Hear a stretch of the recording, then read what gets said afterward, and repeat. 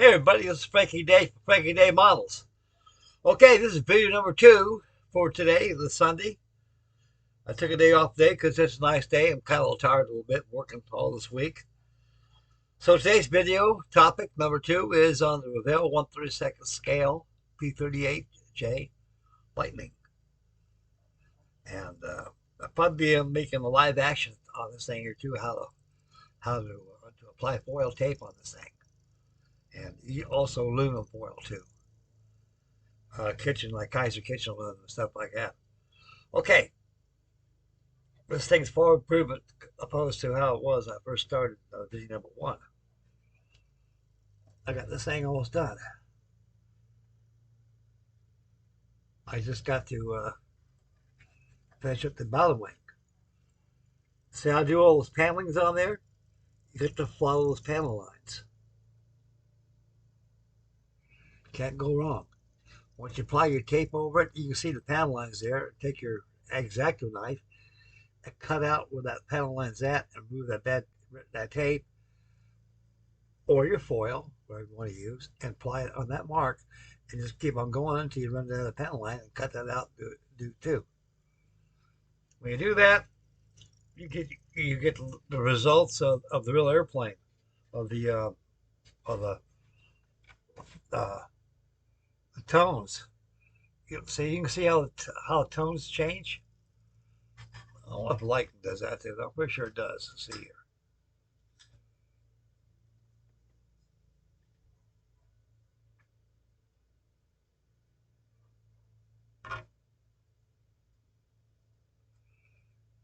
See how the tone's different across here?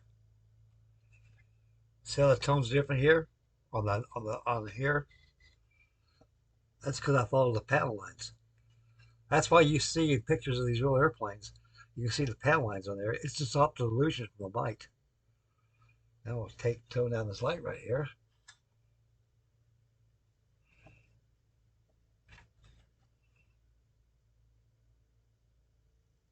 So you see it right across here, even on the tips.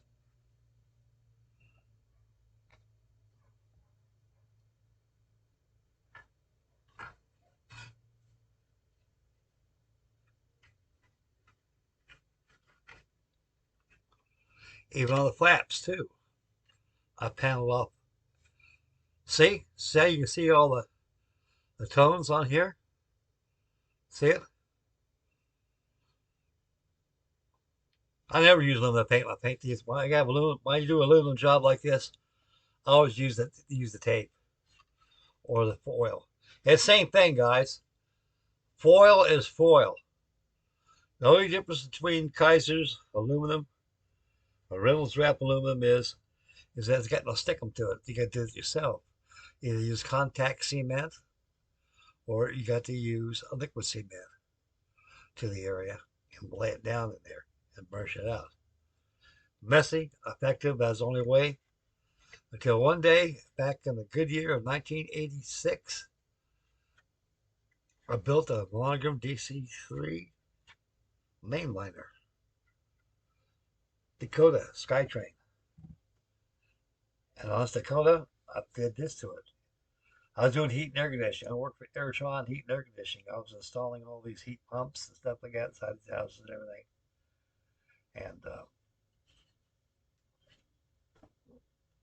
And one day, I said, hey, I'm going to try this out. Beautiful. I said, man, goodbye to Kaiser's aluminum. A roll of that stuff costs you about $6 or $7, guys.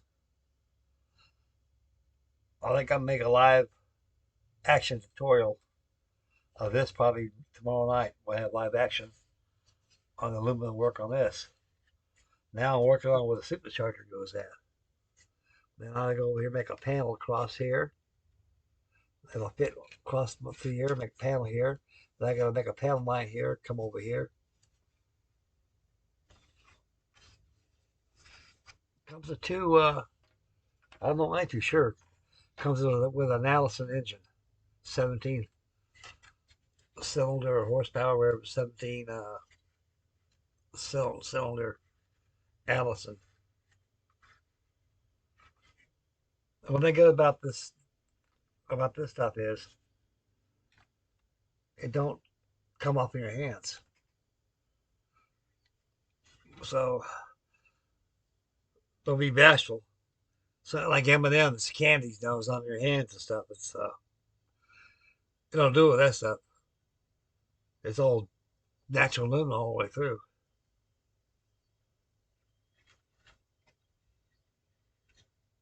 And you can use all kinds of scales to build these things to cover it with. You can use 1/72 scale. I covered the Vindicator, for example, the SB2U Vindicator, 1/72 scale. Even that Accurate Miniatures 1/48 scale F3F biplane fighter. So that's about as far as I got that. I got about 5 hours of this already. When you get it together, make sure that you sand the fuselage down real well. Make sure it's good and clean. Get the residue out there and sand it. Just gotta follow the panel lines, guys. Can't go wrong. Really. When you get done, it comes out like this, and it'll impress a lot of people. You got a lot of people doing it too.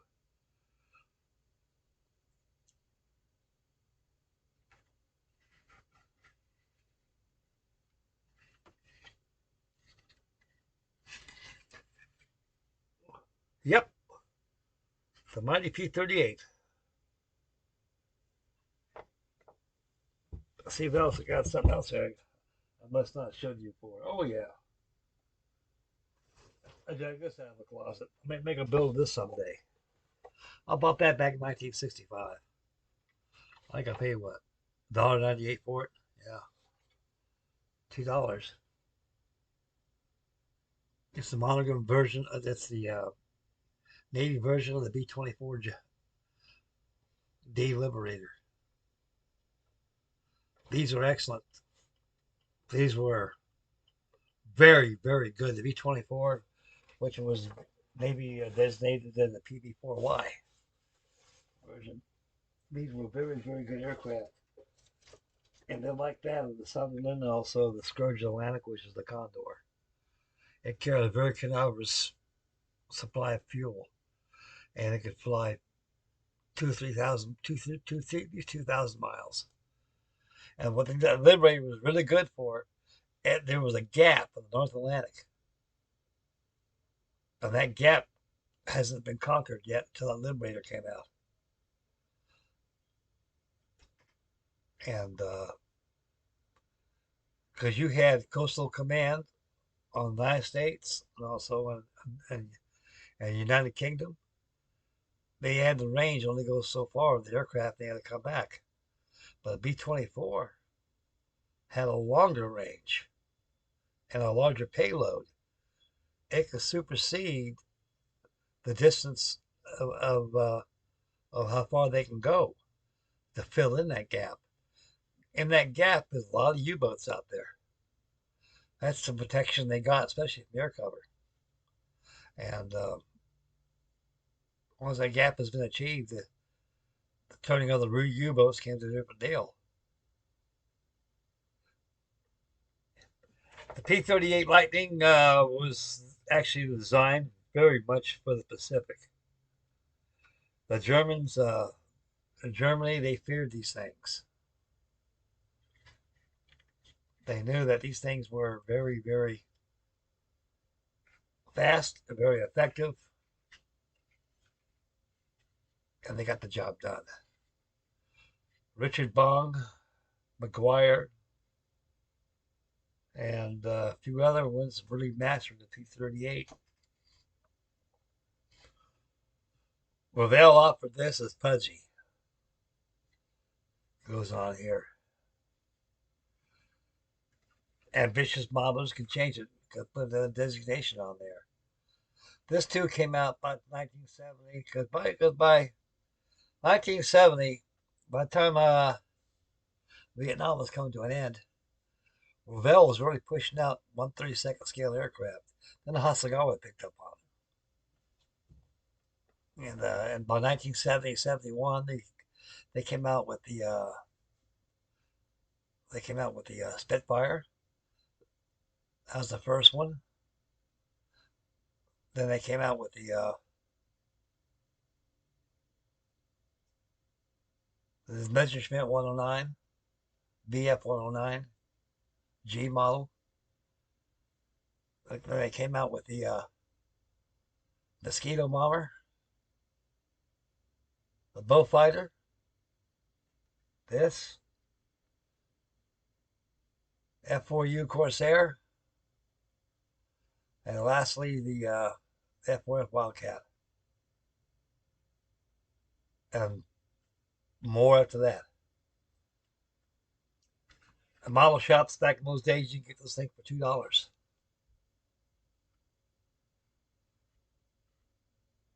I've always liked the P38. A beautiful airplane. Fork-tailed devil, the Japanese called it. And a airplane to fear by. The props counter-rotate and everything. They go up speeds over 400 miles an hour, as you know that. They were filming a movie called Baba. They were filming the TV series back in the 70s, Baba Black Sheep. Down at Oxnard Air Force Base out in California, they had an airport out there. They had one of these things flying out by the airport. I was coming home from work. I heard this. I go, man, what the hell was that? That didn't sound like no Cessna to me. Because out there, you have a lot of vintage aircraft flying around. Because there's a lot of movies like Tora. So they had those Jet Zeros flying around out there, what they used, converted BT-19s they used to simulate the Val dive bomber. And when this came out, boy, I saw they went up. This is the most beautiful thing I've ever seen in my life is that P38, the Kelly Johnson special. That man was short from genius. And another a tip too for you fellas. Anybody's got these old vintage kits like right here. I had this thing for years. And just for extra measure, don't shy away from your model shop or even online. Get yourself this decal debonder. The little decals wither up with age. You get something that's 40, been laying around your home, around anywhere, being circulated for 50, 60 years. That one we could be getting to wonder what shape those decals are in. Most of them are pretty good shape, but sometimes they'll fall apart and take them off the sheet. So always get yourself like I say, get some of that decal debonder right there. And yeah, this stuff stakes a high heaven. I kid you not. Pick this outside to do it, or take it to your paint booth. This will save you decals. You'll pat yourself on the back for it. Okay, that's all I got for you right now. So I got 2 videos. Got the side by side Helldiver group, the Helldiver build I got going on, and TBD will be done by night. So I have to find a build for that tomorrow. Then I'm gonna get hot on this P26 and get her masked down those wells on this thing. Go ahead and paint her natural aluminum colored up the decals. I got to mask down the canopy too. And I got to paint those torso figures. I might as well throw them in there also. It's part of the building process of building a vintage airplane. Now, stainless P26 Marauder is really cool. I really like it. It comes off no sweat. This is one heavy ass airplane. I kid you. This thing has a weight of the Monogram B-29. It does.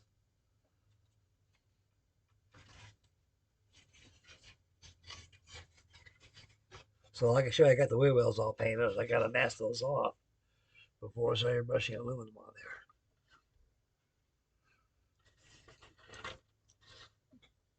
(1956), when that kit came out, that's probably one of the biggest airplanes there ever was. For a whopping price of a whopping price of $2.49, you got one hell of an airplane. Wow, plastic back in those days. I bought one. Matter of fact, I got that. Matter of fact, I got that thing for Christmas, wasn't it? Yeah, I think it was for Christmas. It came in a green box, different attire compared to this one here. This one I must have bought back in 1968 or 69, somewhere around there. I was in the Navy, came home from leave. I pulled in San Francisco. I went out there to Market Street out there. They had a hobby shop out there called Joe's Hobby. And I bought that and put that in my locker. And then when I came home from leave, I went ahead and took it home with me. Because back in those days, I lived out in California back then. San Francisco to my house in Ventura is only about a 6 to 7 hour drive. And so I always take military standby. I got aboard an airplane, cost you about $7 back in those days just to fly on one of those commuter planes. I think it was a Friendship 27 I flew in. And I had that kit with me, brought it home, added to my stash. It's been sitting there for years and years and years, and I finally got enough oomph to go ahead and build it, so which I did. And she's ready for some painting. Anyway, tomorrow we'll make a live action video on this. I'll complete the bottom of that wing right there, the bottom of the port wing. And we'll start on the engine. We'll start on the booms, engine booms. And I gotta do a little more sanding here. I gotta fill this in here because when you brush that stuff off, that just because you're covering it with aluminum or foil tape, it'll still reveal the gaps because everything, even a flaw on there or a bump or something, it'll pick it up because aluminum is very sensitive when it gets on there. And use wooden doweling for burnishing. Don't use metal to metal because it'll mar it. You want to do that. You just got to burnish it real well. And decals stick very well to this stuff. Yes, they will.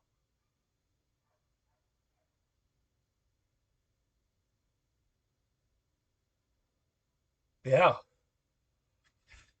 I like the way the thing's coming out. Okay, I'm out of here, guys. I figured give you guys a couple good videos for the day. So stay posted tomorrow for live action tomorrow evening on the tutorial covering of the P38G Lightning by Revell. Any natural airplane you want to cover, I'll show you the tips how to do it tomorrow.